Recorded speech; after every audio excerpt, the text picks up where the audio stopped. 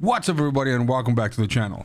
This is your weekly reactor hunt video for the First Descendant. I do one of these every week on Tuesday when we have the reset for the weekly reactors, because every week the locations where certain reactor configurations can drop changes. And so I tend to use this opportunity to point out certain farms that can be good for you this week if you're looking for specific reactor configurations for specific descendants.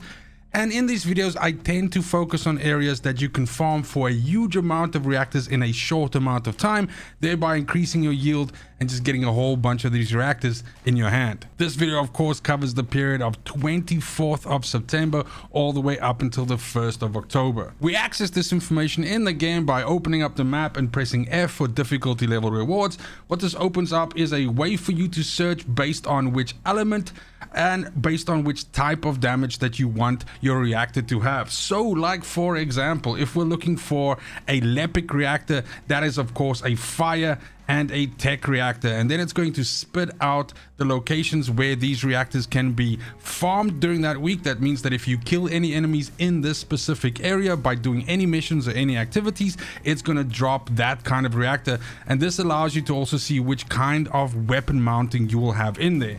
Now, doing this is relatively easy and going through this list, because what you can do is you can create yourself something like this. This is a list of essentially each descendant that we have in the game right now with their preferred or best in slot reactor mentioned. And then of course you can also realize that you can actually combine these together because certain descendants use similar reactors. For example, you can see Izamo and Lepic both prefer fire and tech, just like for example Jaber, Valby and Glay all use materialized phase, which is non-attribute dimension. Just a quick side note on substats on reactors, since I get this question a lot in my videos. The general rule of thumb for reactors is that if you are looking for a reactor that has good substats for fighting void intercept bosses, what you are looking for is something like this. So something that has additional attack to Colossus and then skill critical hit damage. That is generally considered a best in slot reactor for a skill based descendant when fighting void intercepts. The only caveat to this would be that if you have a character like a descendant like a Glay that is actually using weapons to deal with damage, then that gives you a little bit more flexibility, and you can have a reactor have something like skill duration up or skill cooldown or something like that. If you are looking for a reactor that's just generally good at mobbing, in other words, you don't really care about fighting against void intercept bosses or something like that, then it really does open up the playing field a little bit, and then I would say the sky's the limit. You can choose whichever substats are beneficial to the kind of build that you're building. So example, if you are making something that has a huge amount of AoEs, then something like skill effect range might be really good. If you're making something that puts a lot of poison on the ground or puts fire on the ground or something like that, you can also use skill duration up, which will make that burn longer. Also things like skill crit damage, all of those are really good. It does open up the, let's say, the options a little bit more, but basically the point is this: if you're looking for something good at void intercepts, you need Colossus damage plus something, and if you're looking for something with mobbing, pick whatever you feel like. This week I've got two farms that I'd like to prioritize for myself, and I'd like to share those with you. The first one will be Frozen Mechanics, which is chill and tech, which is perfectly suited for Viessa, and it's going to be an impact mounting, which is really good, because that can be like, for example, Nazastra. So let me just move my face over here. That can be something like a weapons mounting with Nazastras on, which is great, where you can debuff the enemies and have them take more damage as you take their defense down. It can also be for Blue Beetle if you're so inclined to use something like that, as well as we have some other impact rounds weapons in the game like Perforator, Peacemaker, and of course Wave of Light, which was recently buffed. Now this particular reactor, as I've mentioned, is for Viessa, and what we will do is we will search here on chill, and then we will search on tech. That is her preferred setup, and that is going to allow us to have the repository as a chosen area here. A repository is of course in the sterile lands over here, and that allows us to do this mission over here, which is Kuiper mine. This is a fairly popular mission that is really good at just generally getting a lot of weapon XP or proficiency, character XP, Kuiper, and gold, because essentially you can use a bunny and you can go to the middle of this objective and activate so that it spawns all these Kuiper mines for you to dismantle. But instead of dismantling them, you're just going to stay in the middle of the area and you're just essentially going to farm out all the enemies for 5 minutes long, which is going to net you a ton of reactors and items and things like that, and hopefully you can find a good reactor that way. Now, I do also want to mention that you don't need a bunny specifically for this.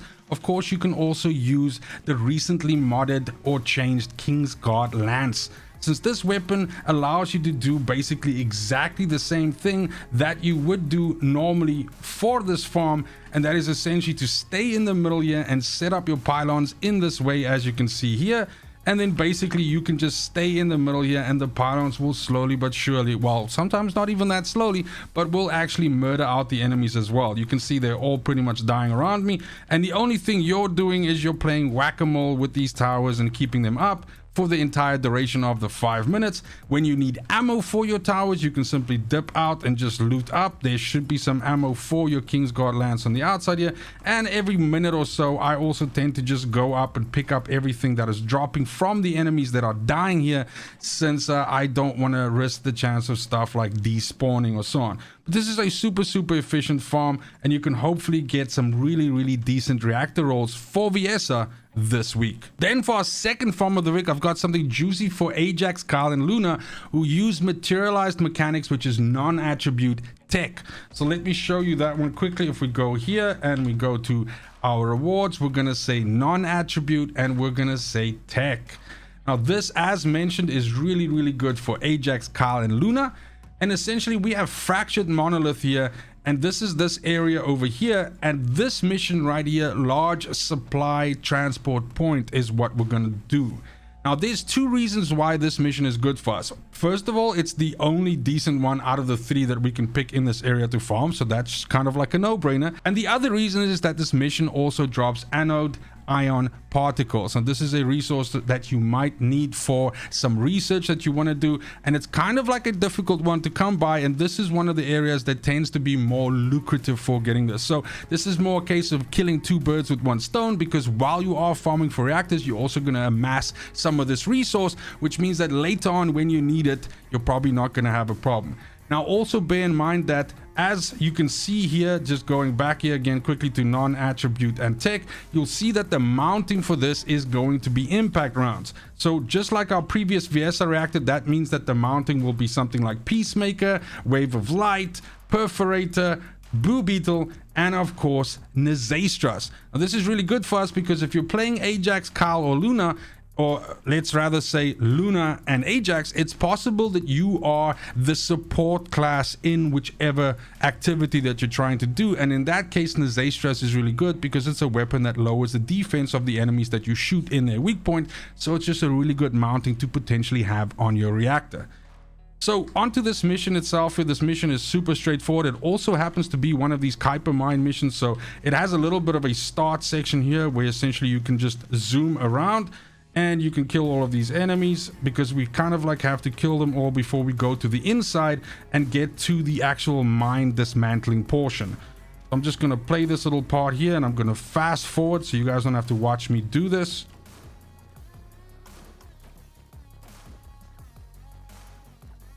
Then as we get to this inside part here, we're going to see something similar to the previous mission where we have to activate this, and it's actually going to drop out the mines for us to dismantle. Now the difference between this and Kuiper mine, which was in the previous farm for us for Viesa, is this one doesn't have the enemies auto respawning. At some point, if you don't dismantle some of the mines, the enemies will eventually stop spawning. So my advice to you would be that you should kill as many of the enemies as you can in the waves that spawn, and then as soon as you see the waves kind of like stopping and not spawning anymore, like I'm just trying to demonstrate for that for you right now, so it kind of looks like we're not seeing any more spawns, then what you do is you dismantle one of these mines, and then it's actually going to create another spawn wave. So you can eventually end up dismantling all 7, but the idea would be to chew up as much of the 5 minutes as possible, because you'll get constant wave spawns after each dismantle. So there I've just dismantled one, and now we should see some enemies coming in. I believe there might be some dudes coming from down here, maybe. Here we go. So this is not as sexy and as good as we saw with the Kuiper mine one, but as said, the benefit here is we do get this anode ion particle also dropping, and you should get about between 6 to 8 of those per run of this, which is really good considering that the drop rate of those are just fucking terrible.